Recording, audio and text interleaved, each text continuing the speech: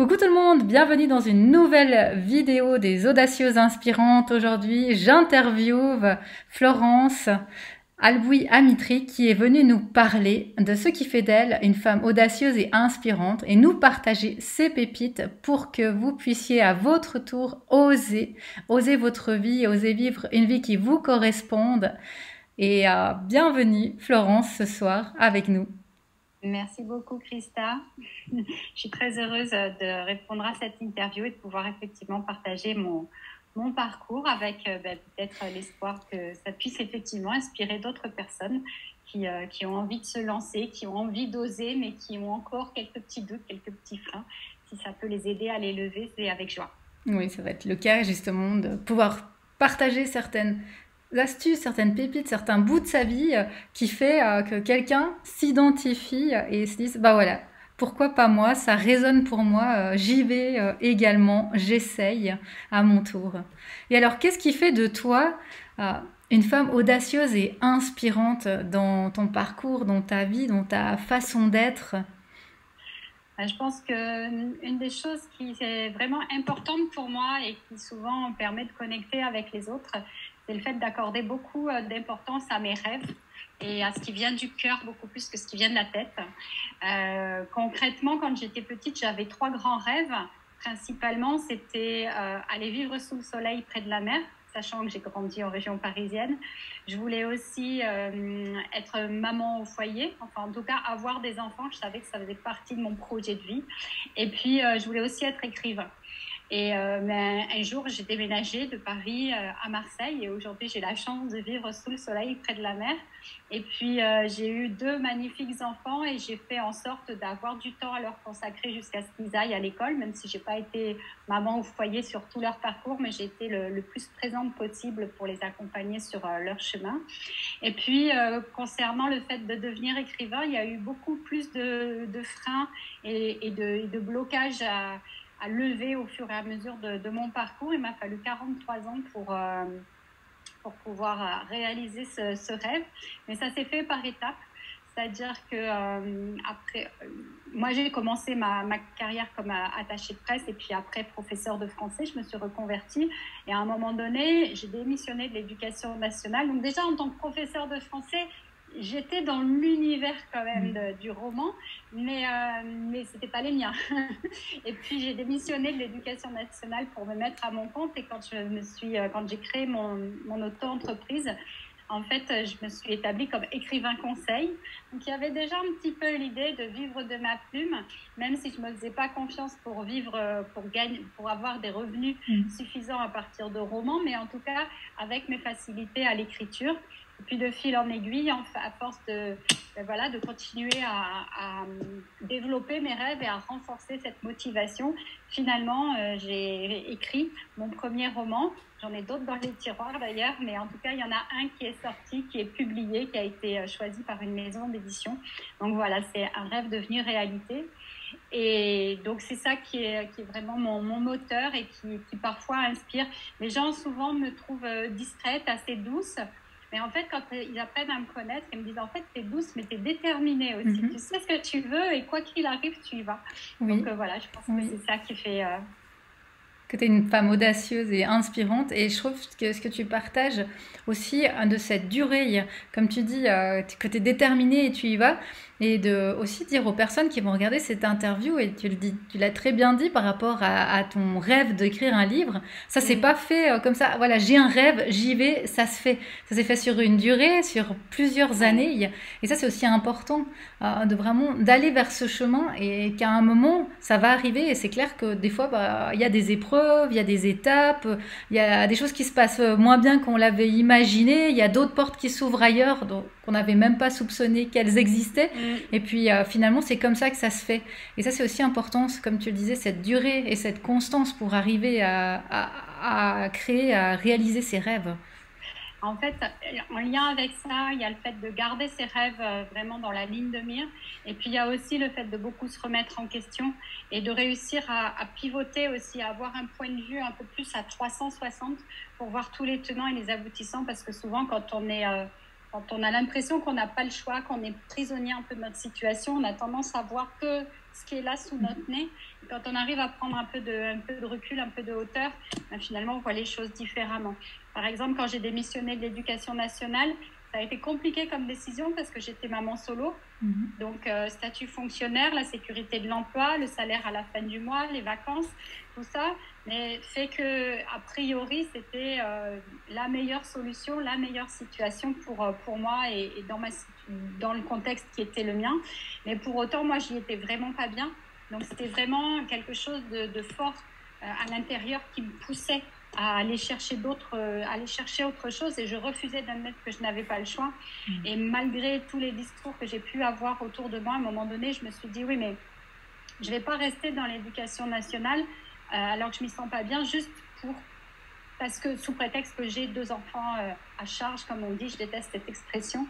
Je me suis dit je veux pas sacrifier moi mon ambition et mon bien-être sous prétexte que j'ai 2 enfants dont je dois m'occuper, parce qu'on le dit bien dans l'avion qu'il faut toujours se mettre le masque à oxygène à soi-même avant de le mettre aux enfants qui sont à côté de nous, parce qu'on ne peut pas bien s'occuper d'eux si nous-mêmes on ne va pas bien.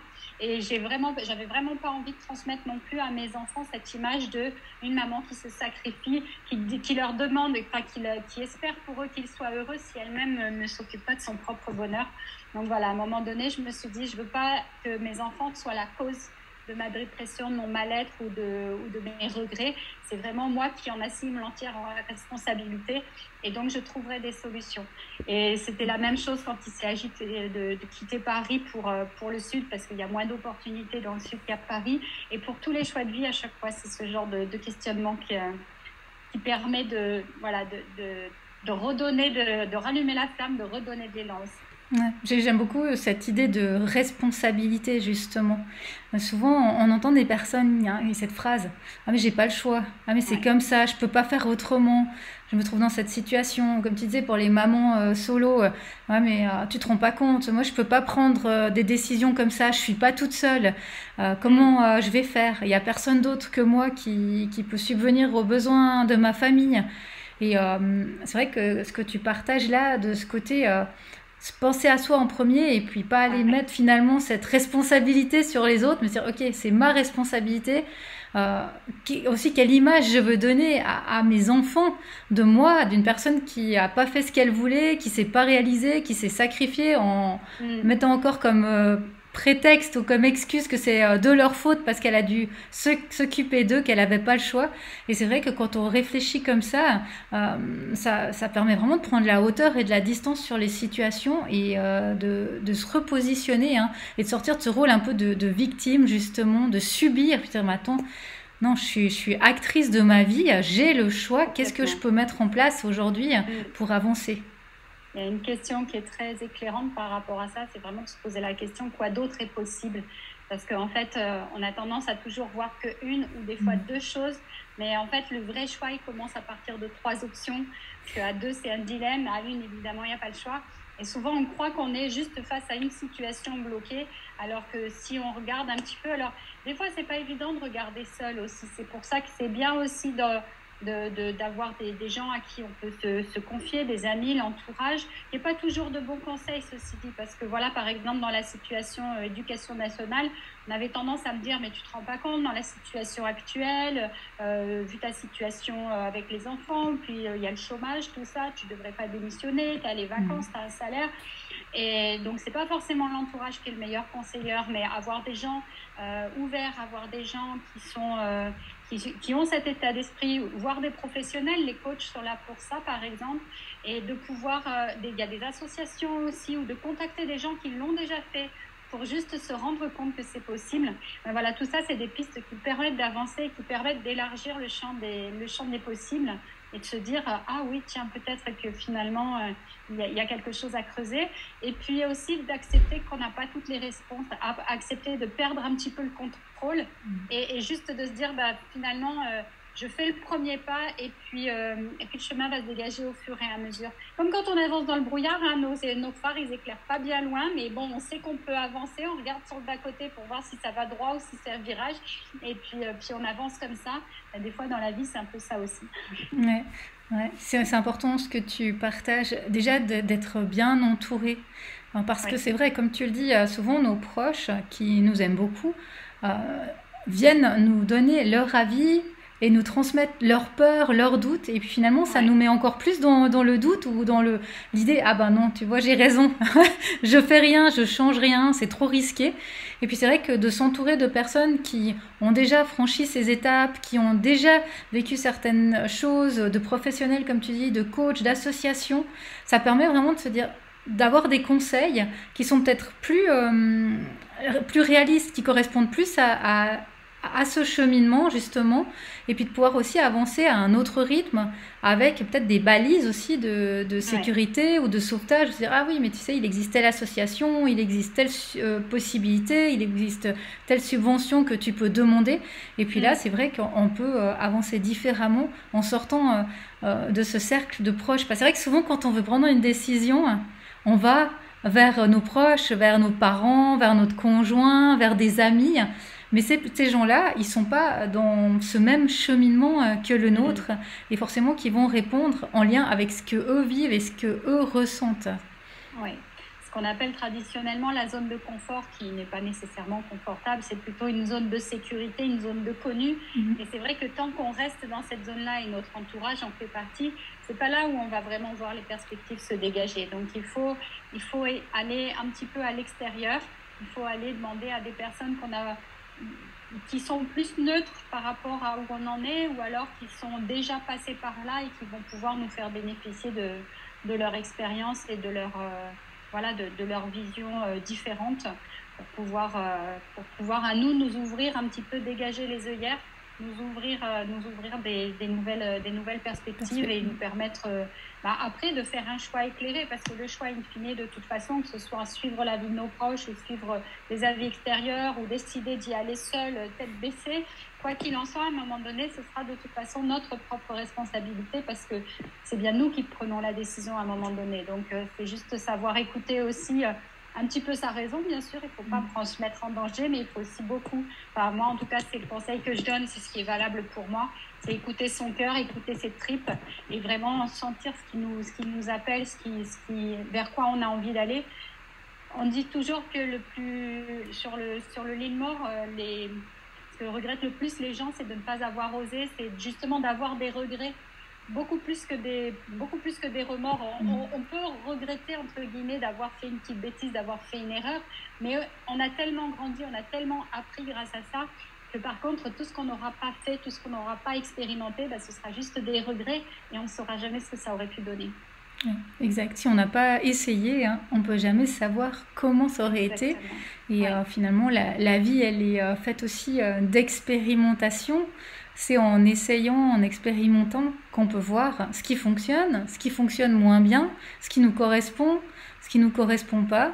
Et puis, comme tu me le partageais aussi hors ligne, il y a aussi ce côté de quand on fait ce premier pas, quand on avance, quand on essaye, finalement, il y a des solutions auxquelles on n'avait Ouais. même pas pensé, qui s'ouvrent à nous parce qu'on était tellement des fois pris dans nos schémas, dans nos croyances, dans ce qu'on pensait juste ou qu'on avait comme idée et qu'on n'avait pas forcément vu. Avant, tu parlais des autres chemins. Moi, c'est ça. On n'est pas forcément vu qu'il y avait plein d'autres routes pour aller au même endroit et on les connaissait même pas encore, ces routes. Et puis en plus de ça, il y a aussi, comme quand on gravit une montagne, on ne voit pas le sommet d'après. Et c'est ça aussi, c'est que le chemin, il est fait d'étapes et on ne peut pas savoir comment arriver tout au bout du chemin. Enfin, on ne sait pas comment on va arriver jusqu'à notre dernier souffle, hein, parce qu'on sait tous que à un moment donné, le chemin, il va s'arrêter pour tout le monde, mais on ne sait pas si c'est le prochain pas ou si c'est dans 10 kilomètres ou si c'est dans 10 000 kilomètres.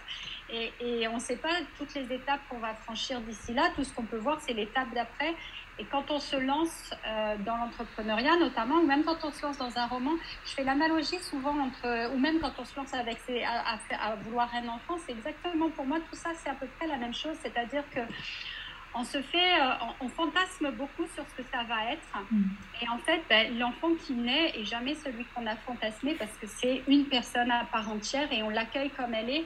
Et on ne sait pas s'il va être grand ou petit, on ne sait pas s'il va être bon à l'école ou pas, on ne sait pas. Mais tout ce qu'on sait, c'est qu'on lui fait confiance et qu'on l'aime d'avance quelque part, parce que parce que voilà, parce que c'est la vie, parce que c'est comme ça. Quand on se lance dans l'entrepreneuriat, c'est la même chose. On ne sait pas si notre entreprise, elle va réussir ou pas, si on va avoir beaucoup de clients ou juste un peu. On ne sait pas non plus forcément si on va tout le temps assurer le même service. Enfin, ça va se renouveler parce que la vie est changement, la vie est cyclique. Donc forcément, il y a des choses qui vont évoluer, mais tant qu'on n'a pas fait le premier pas, on ne sait pas c'est quoi le pas d'après. Et donc, quand on écrit un roman, des fois, j'ai des gens qui me contactent pour me dire « Mais comment tu as fait pour publier ton premier roman ?» Je dis « Mais en fait, la question, c'est pas comment faire pour être édité, parce que tant que le livre n'est pas écrit, la question de l'éditeur, elle ne se pose pas. Donc d'abord, c'est comment est-ce qu'on l'écrit. Et une fois qu'il est écrit, là, on va se poser la question de comment l'éditer. Et dans l'entrepreneuriat, c'est la même chose. Tant qu'on n'a pas le premier client, c'est pas la peine de savoir comment on va faire 10 000 tant qu'on n'a pas encore fait 1000. Donc c'est juste d'accepter aussi d'y aller pas à pas, et de ne pas avoir toutes les réponses au moment où on enclenche le processus. Oui, exact. C'est le côté de faire une étape après l'autre. Ouais. Et puis en général, quand on fait une étape, il y a quelque chose qui s'ouvre pour l'étape d'après, auquel on n'avait même pas imaginé. Et que, comme tu disais, il n'y a même pas besoin d'y penser parce que ça se fait presque tout seul en fait. Il y a quelque chose qui vient, puis ah voilà, j'ai rencontré une personne qui était dans l'édition, j'ai rencontré quelqu'un qui m'a donné une piste, j'ai rencontré un écrivain qui m'a partagé son parcours. Et ça s'est fait, ça se fait vraiment comme ça, hein, par synchronicité, par étape, effectivement. Et la première étape pour oser, c'est aussi d'oser en parler autour de soi, d'accepter que les autres puissent avoir un avis différent. On peut entendre les avis sans forcément les prendre pour soi, en ayant conscience qu'il y a beaucoup de projections, mais c'est quand même d'en parler, parce que plus on en parle et plus on commence à concrétiser le projet, et plus on va aller vers ça.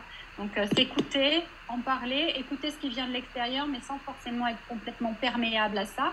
Il faut savoir faire le tri dans les informations qu'on reçoit. Mais des fois, il y a justement, en parlant, il va y avoir une pépite qui va, hop, d'un seul coup, nous ouvrir une fenêtre, et ainsi de suite. Donc, rester tout seul dans son coin, c'est plus compliqué. Oui, exact. Et toi, justement, quand tu nous as dit avant que tu étais maman solo, que tu as pris ces décisions, tu te souviens quelle a été cette première étape où tu t'es dit, oh là, j'ose faire ce premier pas, j'ose faire cette première étape. Est-ce que tu te souviens de ce qu'a été ce premier pas?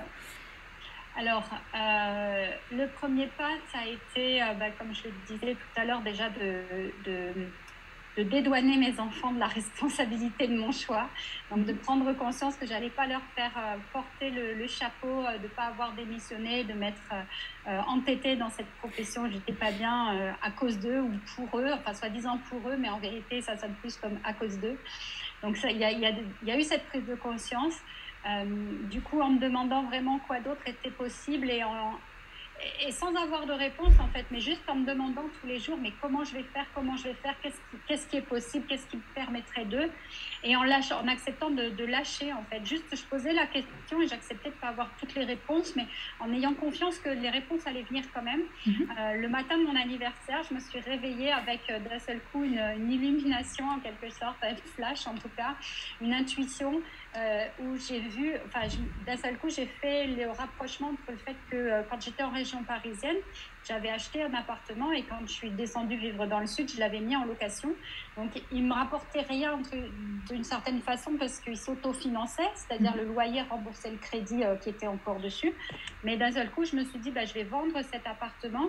Mais je ne l'ai pas réfléchi, c'est vraiment venu au réveil comme ça. Je me suis réveillée et ça m'est apparu comme une évidence de vendre cet appartement pour récupérer le capital déjà remboursé, m'assurer un peu un filet de sécurité pour démissionner, parce qu'en démissionnant de l'éducation nationale, on ne touche pas de chômage, on n'a aucune aide, rien du tout. Donc il me fallait quand même une sécurité. Donc j'étais consciente quand même de la responsabilité que j'avais, la responsabilité financière, légale, etc. de mes enfants. Je ne rejetais pas ça, mais j'étais persuadée que j'allais trouver une solution, et donc ça a été ça la solution.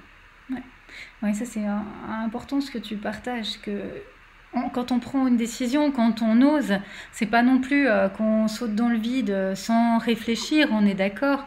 Derrière, il y a quand même une réflexion de comment je vais faire, comment je vais vivre, comment je vais gagner ma vie, qu'est-ce qu'il y a comme possibilité. Puis comme tu le disais avec ton exemple de maison, ben, finalement, de voir derrière toutes les possibilités, des choses auxquelles on n'avait peut-être même pas pensé.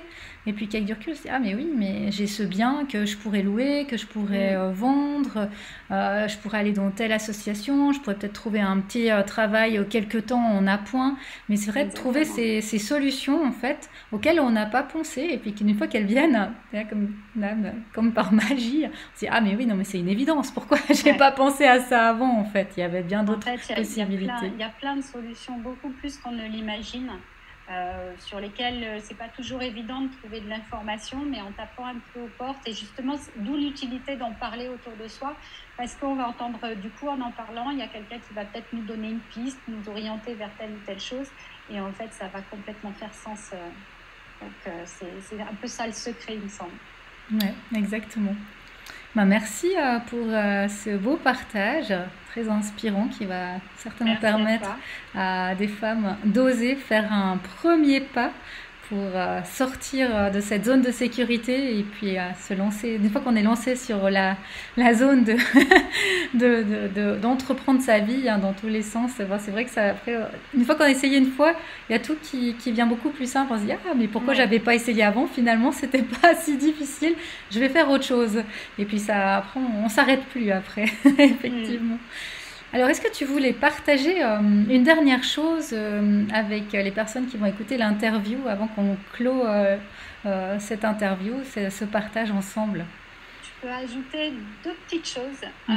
La première, c'est que des fois, quand on accomplit un premier rêve, enfin, moi je sais, c'est ce qui s'est passé après mon premier roman, il peut y avoir, c'est bien de le savoir à l'avance parce que comme ça, on n'est pas surpris et on peut traverser ça plus facilement. Il peut y avoir comme une zone un petit peu de dépression, de baisse un petit peu d'énergie parce qu'on a atteint quelque chose voilà, qui nous semblait inatteignable.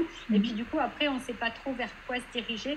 Donc c'est juste normal. Et puis en fait, quand on est à l'écoute de ce qui est à l'intérieur, on voit bien l'étape d'après et vers où on a envie d'aller, le prochain challenge, le prochain rêve qu'on a envie d'atteindre. Et une deuxième chose, c'est euh, une petite aide, on va dire. En tout cas, moi, ça m'a beaucoup aidé et je sais que ça aide beaucoup de gens qui participent. C'est la prise de parole en public, c'est aussi souvent quelque chose qui tétanise beaucoup de gens.